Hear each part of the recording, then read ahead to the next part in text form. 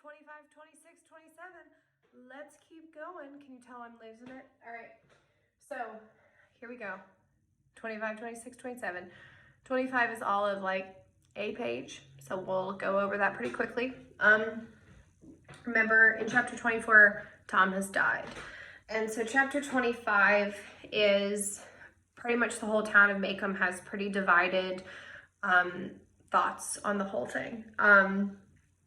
Some people are like good riddance. Some people are really upset. So the whole town is just sort of varied on how they're taking this news.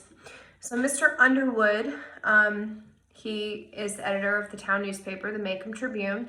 Remember, we've only met him one other time. He was in the scene where Atticus was reading outside the jailhouse. And remember, there was that man there who had the gun the whole time, who was there if anything were to go bad. So from the beginning, he has been on Atticus's and therefore Tom's side.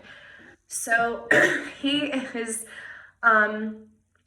newspaper editor, and typically when someone passes away in the newspaper, there will be an obituary, and it will be like, so-and-so has passed away, they are survived by this, and this is what they were known, you know, just a short little paragraph or two about that person's life.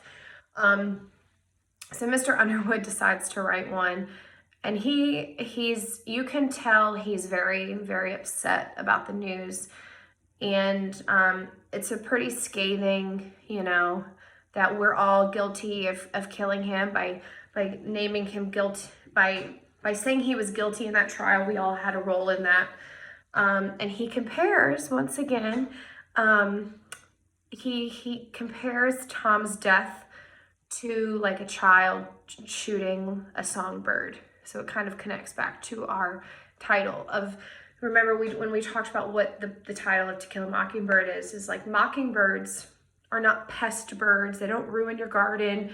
They don't poop all over your car. They're just these pretty little birds that make pretty little music. They don't do any harm.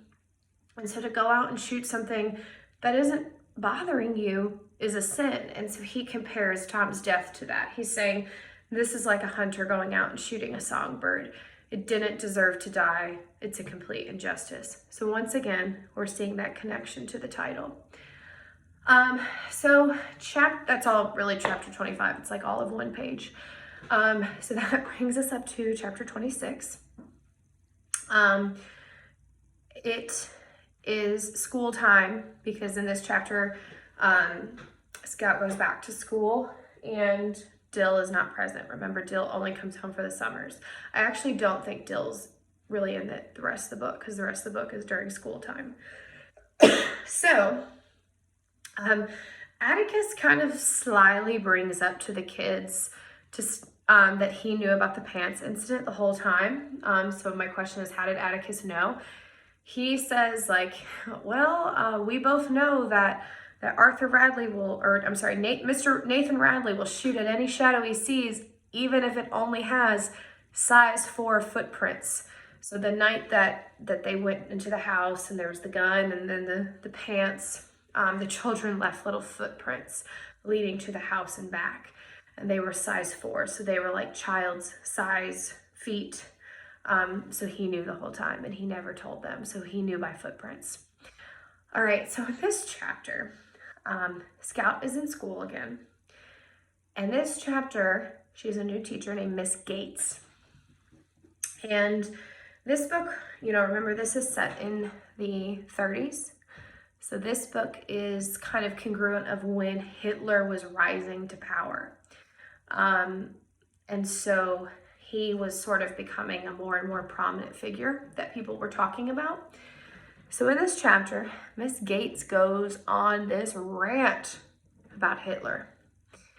And she is saying, well, you know what? She's, you know, obviously not saying good things about him. And she's like, well, thank goodness we're in America because we don't believe in prosecuting anybody. And this is, you know, this whole story is told through Scout's point of view. And if you compare the beginning of the book to now, we see a huge change of how she's growing up and how she's starting to understand the world. Beginning of the book, Scout probably wouldn't have said anything. She would have been like, yeah, you're right. We don't prosecute in America. We are better than Hitler. You're right. But now, towards the end, she's like, what? Do you listen to the news? What about Tom? Like literally a week ago, we just prosecuted an innocent man who's dead now. And so this is a moment that we really see Scout starting to grow up and understand the injustices of the world. So here her teacher is going on this rant about Hitler, who we all know is a horrible person, but the things she's accusing him of, Scout's like, wait, didn't we literally like just do this like last week to Tom? So Scout sees the irony in that. All right, and then that brings me to chapter 27, last part of this chunk. So I ask you all, what has Mr. Yule been up to since the trial? And there are several things we can put down. First thing, he got himself a job, a real paying job, and then he proceeded to lose it. He was the first man to get fired, no work ethic, not showing up to work, so it didn't last long. In addition, he's back to his welfare check ways.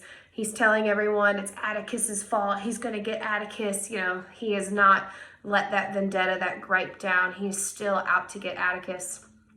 So he's back at the welfare office. And then I'm going to come back to the rest of this, of what he's been up to. My second question is, what does Mr. Link Dees do for Helen Robinson? Remember, Link Dees was in the courtroom scene. He was the one who stood up and was like, listen, Tom is the best employee I've ever had. He's a great man. He didn't do this. So Link Dees is kind of a hero in his own way. So now not only does, Helen's husband, who was probably the breadwinner who earned, the little money they had, is now dead. So she has to go to work. And we already know that she was having a really hard time finding a job just because no one wanted to be associated with sort of the stigma that was surrounding her. So he has offered her a job. Link D offers her a job. And come to find out that she's walking to her work. Let's say her work is a 10-minute walk. It was taking her a really, really long time to get there because she was having to walk if this is where she lives and this is her job, she was having to walk like a mile out of the way to get to work because when she would take the direct route, Mr. Yule was bothering her. She would pass his house and he would follow her and taunt her, say awful things to her. And so Link Dees actually is like, no, you're taking the direct route. You're not walking a mile out of the way. So he starts escorting her, and then on the way back home one night as he's passing the Yule house, he basically is like, if I hear one more peep that you are bothering Helen Robinson, I will have you put in jail in the morning. So he kind of takes matters into his own hands. So there's a lot of characters in this book who are really minor, but are kind of heroes in their own way. Mr. Underwood, the town editor who guarded Atticus with the gun. Link Dees, Heck Tate. These are all men who, they're pretty minor, they're not major characters, but in some way they all sort of stand up to the injustices of the world. Okay, this is like where the book starts to get really good. So my next question is, they're about to have a Halloween pageant, and I ask you all, what is Scout's costume? And Scout is a ham. And it's like the most awkward little costume ever. But she is a ham. I think it is probably sort of like a Halloween Thanksgiving costume, and a lot of families have ham during Thanksgiving, ham or turkey. So she's a ham. Now, the pageant is at school. It's one evening at school, and Atticus and Aunt Alexandra are not attending. Why? They're both tired. They're both exhausted. They're already in bed. They're like, you all go. We're not going. All right, so this is a cliffhanger. Da, da, da. This is important. So Scout is a ham. And by ham, I literally mean like a piece of pork that you would serve at a meal. Her costume is made of chicken wire. And you know what? In the next video, I'll have a picture of the costume so that you guys can kind of have a visual of what she looks like.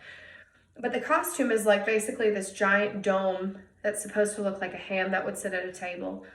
And it's made out of chicken wire. So I ask you all, and this is sort of a a hint for the next chapter. Once Scout gets into her chapter, is it easy for her to move around and get out? Yes or no? The answer is no. When she gets in it, it's so big and awkward, it's kind of stuck. She's kind of stuck. She can't move very quickly, and she cannot get out by herself. She has to have somebody help her get out. So that is important.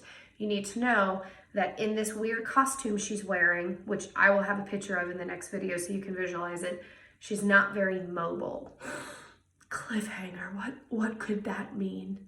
All right, guys, that is all for chapter 25, 26, 27. 28 gets really good, I promise. All right, we're almost done. You guys are doing great. Message me if you still have questions. All right, thanks, guys.